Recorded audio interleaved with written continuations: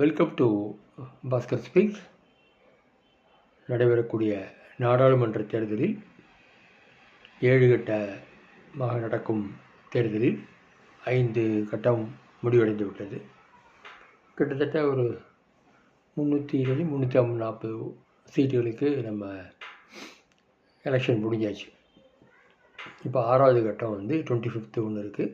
7வது கட்டம் ஜூன் 1ஆம் தேதி இருக்குது. ஜூன் 4ஆம் தேதி ரிசல்ட் வருது. இப்போது 5 கட்டத்தை முடிஞ்சதுக்கப்புறம் ஒரு அனலைஸ் பண்ணி பார்த்தோம்னா, நடப்பது ஒரு தேர்தல் தானா அப்படிங்கிற ஒரு சந்தேகம் எனக்கு வருது.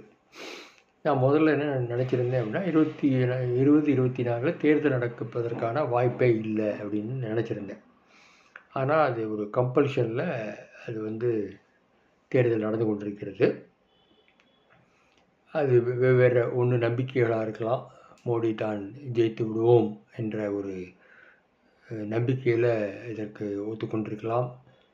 இல்லாவிட்டால் நம்ம இந்திய ஜனநாயகத்தின் பல தூண்கள்லாம் சேர்ந்து தேர்தல் என்ற ஒரு முறையை கைவிட முடியாது என்ற ஒரு ப்ரெஷர் மோடிக்கு இருந்திருக்கலாம். எப்படியோ தேர்தல் நடந்து கொண்டிருக்கிறது. ஆனாலும் தேர்தல் இது ஒரு கண்துடைப்பு ட்ராமா மாதிரி தான் எனக்கு படுகிறது. முதல்ல நிறைய விஷயங்களை மறைச்சாங்க. எலக்ட்ரல் பாண்ட்ஸை சுப்ரீம் கோர்ட் மூலமாக தான் அது வெளியில் வந்தது. ஊழல்லாம் அதுவும் முழுசாக வரல. ஒரு 25% தான். இப்போ சுப்ரீம் கோர்ட் தலையிட்டும் கூட முழு ஊழலும் அதில் பெருசாக வந்த மாதிரி தெரியல. இன்னமும் ஒரு 25% வந்திருக்கு. அது நாட்டு மக்களுக்கு தெரிய போச்சு இது ஒரு ஊழல்னு, பெரிய ஊழல் நடந்திருக்குங்கிறத ஒரு ஊகத்தின் அடிப்படையில் எல்லோரும் டிசைட் பண்ணிட்டாங்க. அது ஒரு பெரிய செட்பேக்காக பிஜேபிக்கு இருந்தது, மோடிக்கு இருந்தது. இது போக எலெக்ஷன் கமிஷனில் அந்த ஓட்டிங் மிஷின் சம்மந்தமான ஒரு சந்தேகங்கள்லாம் பொதுவாகவே மக்கள்கிட்ட இருக்குது. அதில் சுப்ரீம் கோர்ட் பெருசாக தலையிடலை. ஆனாலும் மக்கள்கிட்ட அந்த ஓட்டிங் மிஷின் மேலே அந்த கண்டிப்பான ஒரு அவநம்பிக்கையை நம்ம பார்த்தோம். இருந்தாலும் அதுதான் யூஸ் பண்ணணும்னு சொல்லி அது போயிட்டுருக்கு. இதெல்லாம் மீறி எலெக்ஷன் கமிஷனுடைய அவங்கள அப்பாயின்ட் பண்ணதே அதுலேயே ஒரு பெரிய மோசடி தான் நம்ம சொல்லணும். நிறைய எஸ்டாப்ளிஷ்டு ரூல் படி இருக்க வேண்டிய அந்த கமிட்டி அது இல்லை. கடைசி நிமிஷத்தில் முந்தின நாள் தேர்தல் அனௌன்ஸ் பண்ணுறதுக்கு முந்தின நாள் தான் அது ஒரு அவருக்கு வேண்டிய ஆளை போட்டுக்கிட்டாங்க. எலெக்ஷன் கமிஷன் நடந்துக்கிற விதத்தையே நம்ம பார்க்குறோம். அதனால் அது அவர் மோடி தனக்கு வேண்டிய ஆளை போட்டுக்கிட்டார். ஏன்னா இது ஒரு கம்பல்ஷனில் மோடி நடத்தக்கூடிய தேர்தலுங்கிறதுனால அந்த மாதிரியான சில இதெல்லாம் அவர் காப்பாற்றிக்கணுங்கிறதுக்காக அதெல்லாம் பண்ணார். அவர் பெருசாக நம்பினது ராமர் கோவில்.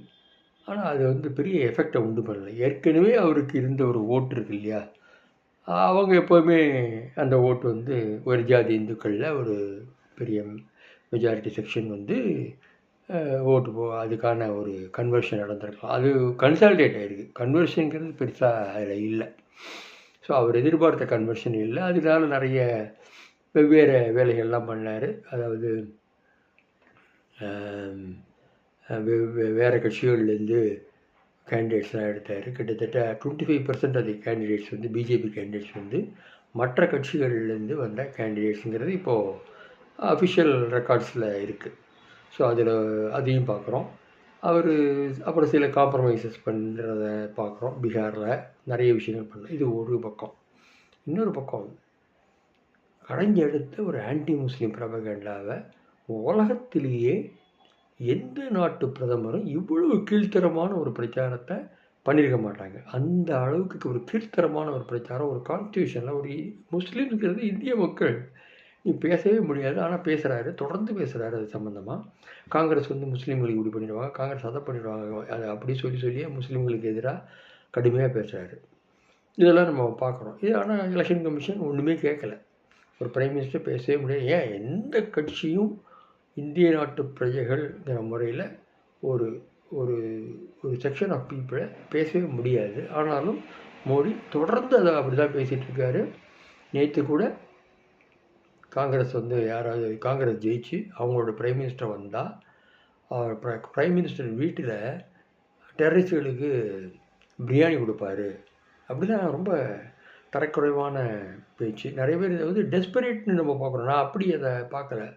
ஒரு பைத்தியக்காரன் பேசுகிற மாதிரி கூட நமக்கு தெரியல. பார்க்கும்போது அவர் பேசுகிற பேச்சுக்கள் திறந்தாழ்ந்து ஒவ்வொரு நாளும் திறந்தாழ்ந்து பேசும்போது தன்னுடைய சென்ஸ்லேருந்து பேசுகிறாரான்னு ஒரு டவுட் வந்தால் கூட, ஆனால் திடீர்னு யோசித்து பார்க்கும்போது அவர் அதை திட்டமிட்டு தான் பேசுகிறாருன்னு நான் நினைக்கிறேன். என்ன காரணம் அப்படின்னா, இந்த அதில் ஒரு சூட்சுமம் இருக்குது. என்னென்னா, இப்படி பேசி ஒரு நான் மெஜாரிட்டி ஓட்டை கன்சாலிடேட் பண்ணதா வெளியில் சொல்லிக்கலாம். ஒன்று, மெஜாரிட்டி ஓட்டை நான் கன்சாலிடேட் பண்ணிட்டேன். ஆனால் அது உண்மை இல்லை. இப்படி பேசுகிறதுனால ஆன்டி முஸ்லீம் ஓட்டு அல்லது ஹிந்து மெஜாரிட்டி ஓட்டு அவர்கிட்ட வந்ததாலாம் இல்லை. அந்த மாதிரியான எந்த வித இதுவும் நமக்கு தெரியல. ஆனாலும் அவர் அதை தொடர்ந்து பேசுகிறாருன்னா அதுக்கு பின்னாடி ஒரு காரணம் இருக்குது. அது ஒரு 4 நாள் முன்னாடி நமக்கு தெரிய வந்தது என்னென்னா, எலெக்ஷன் கமிஷன் வந்து நம்பர் ஆஃப் ஓட்ஸ் இவ்வளவு தான் பதிவாயிருக்குங்கிறத கடைசி வரைக்கும் சொல்லலை. ஏப்ரல் 19 இது வரைக்கும் அவங்களோட வெப்சைட்டில் ஒவ்வொரு 5 கட்ட தேர்தல் நடந்திருக்கு, இத்தனை ஓட்டு மொத்தம் இருந்தது, இத்தனை ஓட்டு வந்து அந்த தொகுதியில் பதிவாயிருக்கு அப்படின்னு அந்த எலெக்ஷன் கமிஷன் இது வரைக்கும் அவங்களோட வெப்சைட்டில் போடல.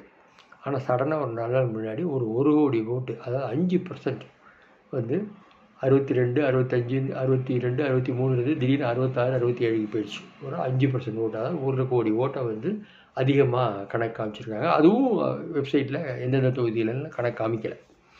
அப்போ இது என்ன நடக்கும் அப்படின்னா, ஆவரேஜாக 28 சொல்கிறாங்க.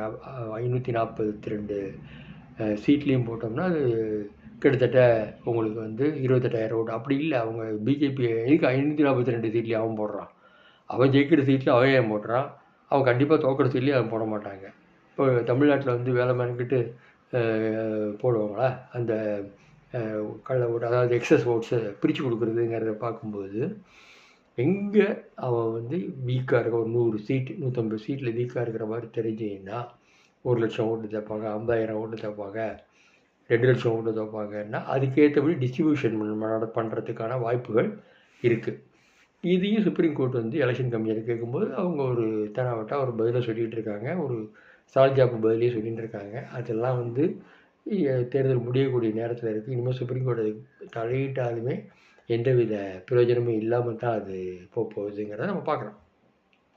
ஸோ இது ஒரு பக்கம், அது அஷ்யூர்டு ஓட்டாக பிஜேபிக்கு மாறி இருக்கலாம், ஒரு சந்தேகம்தான். அது தேர்தல் முடிவு வரும்போது தான் தெரியும். இன்னொரு பக்கம் அவர் மட்டும் இல்லை 370 சீட் வாங்க, நான் 400 சீட் வாங்கிடுவேன்னு தொடர்ந்து பேசுகிறது இந்த கடைசி இந்த 4 நாள் முன்னாடி வந்து நடந்த இந்த ஒரு இதை வந்து ஊர்ஜிதம் பண்ணுது அவர். ஏன்னா கண்டிப்பாக left to himself Modi BJP 150 seat மேலே சான்ஸே கிடையாதுங்கிறது தான் நம்ம பார்க்குறோம். நிறைய பத்திரிகைகளில் என்ன எழுதுகிறாங்க அப்படின்னா, இந்த தேர்தலில் யார் ஜெயிப்பு தோப்புங்கிறத பெருசாக எழுதலை, ஆனால் அவங்களுடைய விஷயங்கள் எழுதும்போது பார்க்கும்போது மக்களின் வாழ்வாதார பிரச்சனைகள் ரொம்பவே முன்னுக்கு வந்துடுச்சு. எல்லா இடத்துலையும், எல்லா ஸ்டேட்லேயும் வேலையில்லா திண்டாட்டம், அந்த மாதிரியான பிரச்சனைகள் தான் முன்னுக்கு வந்து நிற்கிறது. விலைவாசி உயர்வு, இதெல்லாம் தான் எல்லாருமே சகஜமாக பேசுகிறாங்களே ஒழிய ராமர் கோவிலை பற்றியோ இவர் ஆன்டி முஸ்லீம் பேசுகிறதெல்லாம் அவங்க எடுத்துக்கவே இல்லை. மக்கள்கிட்ட அது போயே சேரலை. அதான் ஒரு இதில் டைம்ஸ் ஆஃப் இந்தியாவில் ஒரு கட்டுரையை பார்த்தேன் 2 நாள் முன்னாடி. There is no wave, only heat wave தான் இருக்குது நாட்டில் அப்படின்னு போட்டிருந்தாங்க. அதுக்கு உள்ளே நிறைய என்னென்ன காரணிகள் அதுக்கு காரணம் அப்படிங்கிறதெல்லாம் அவங்க போடுறாங்க. அப்போது கண்டிப்பாக அந்த மாதிரி ஒரு வேவ் இல்லை அப்படின்னா தோக்கக்கூடிய சான்ஸ் தான் மோடிக்கு ஜாஸ்தி. அப்படி கூடிய சான்ஸ் இருக்குது அப்படின்னா அவர் அதை எப்படி அதை சமாளிக்கணும்னு யோசிப்பாரா இல்லையா? அதுதான் இந்த எலெக்ஷன் கமிஷனை முதல்ல போட்டு எப்படி போகுதுன்னு பார்த்துட்டு அதுக்கு இப்போ ஒரு 4 நாள் முன்னாடி தான் ஒரு 5% ஓட்டை கூட்டி கணக்கு காமிச்சிருக்காங்க. ஈஸி. இது 4 கட்ட தேர்தலில், இன்னும் 3 கட்ட தேர்தல் இருக்குது. இன்னும் எத்தனை ஓட்டு அவங்க ஆட் பண்ண போகிறாங்கன்னு தெரியல. மொத்தத்தில் அவரோட கணக்கில் 370, 400 வரணும்னு. இதை ஒரு யாராவது ஒருத்தர் சொல்லணும் இல்லையா? ஒரு பெரிய பெரிய ஆளை வச்சு சொல்ல வைக்கிறது. அது பிரசாந்த் கிஷோர் மாதிரி ஆளுக்கெல்லாம் பைசா கொடுத்து நீங்கள் வந்து ஆமாம் ஜெயிச்சிருவாங்க சொல்லுங்கள், பிஜேபி ஜெயிச்சிரும், மோடி ஜெயிச்சிருவார், அவன் தொடர்ந்து அவரை பேசுகிறது, இந்த மாதிரி நிறைய பேர் பேசப்படுறது. ஆனால் உண்மையிலேயே இந்த மாதிரி ஜெயிப்பதற்கான வாய்ப்புகள் இருக்குது. ஆனால் இதையும் மீறி இந்தியா அலையன்ஸ் ஜெயிச்சது அப்படின்னா நாடு வந்து மிகப்பெரிய சர்ப்ரைஸ் இதாக தான் நான் பார்க்குறேன் இது. அதனால் நான் முதல்ல யோசித்தேன், தேர்தல் நடக்காது. அப்படி தேர்தல் நடந்தால் தான் ஜெயிப்பதற்கு என்னென்ன செய்யணுமோ அதை மோடி செய்வார். அதையும் மீறி ஆனால் நடந்துகிட்ருக்கு, அதை நான் பார்க்குறேன். அதையும் மீறி மக்களின் எதிர்ப்பு உணர்வு வலுத்துக்கிட்டே போகுது அப்படிங்கிறதான், மோடிக்கு ஒரு வலுவான எதிர்ப்பு இருக்குங்கிறது தான் நம்ம பார்க்குறோம்.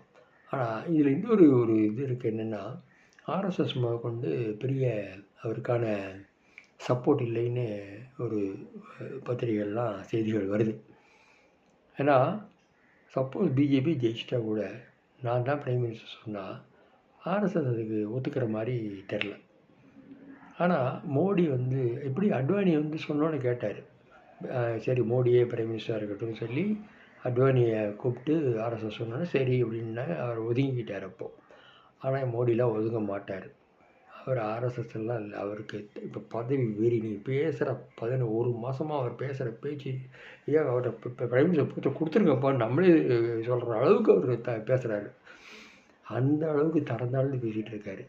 அப்போது ஆர்எஸ்எஸ் வந்து அதை பார்த்துக்கிட்டே தான் இருப்பாங்க. அப்போ இவர் ஜெயிச்சா கூட இவர் நம்ம பேச்சை கேட்க மாட்டார் அப்படிங்கிற அந்த ஒரு எண்ணம் வந்து ஆர்எஸ்எஸ்க்கு வந்திருக்கலாம் அப்படி என்று நிறைய ஊகங்கள்லாம் வருது பத்திரிகைகளில். ஸோ அப்படி இருக்கும்போது அவர் இன்னும் முனைப்பாக ஆர்எஸ்எஸ் நமக்கு சப்போர்ட் இல்லைன்னா அப்போ என்ன பண்ணுறதுங்கிற அந்த ஒரு முழு வெறியோடு கூட இப்போது எப்படியாச்சும் ஜெயிச்சிடணுங்கிற அந்த இதில் எல்லா தில்லுமுள்ளு வேலைகளும் பண்ணிகிட்ருக்காருங்கிறது.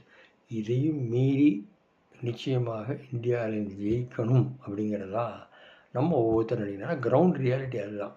மோடியோடைய வேவும் இல்லை ஒன்றும் இல்லை, செல்லா காசு ஆகிட்டாருங்கிறத நம்ம எல்லாம் அவரோட பிரச்சாரத்துலேருந்தும் பார்க்குறோம்.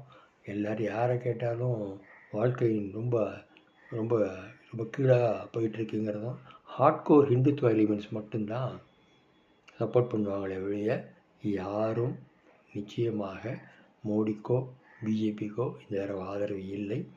அப்படி ஒன்று ஜெயிச்சு வந்தது அப்படின்னா அது நாட்டுக்கான சாபக்கேடு அப்படிங்கிறது தான் நான் கூறிக்கொள்ள விரும்புகிறேன். நன்றி, வணக்கம்.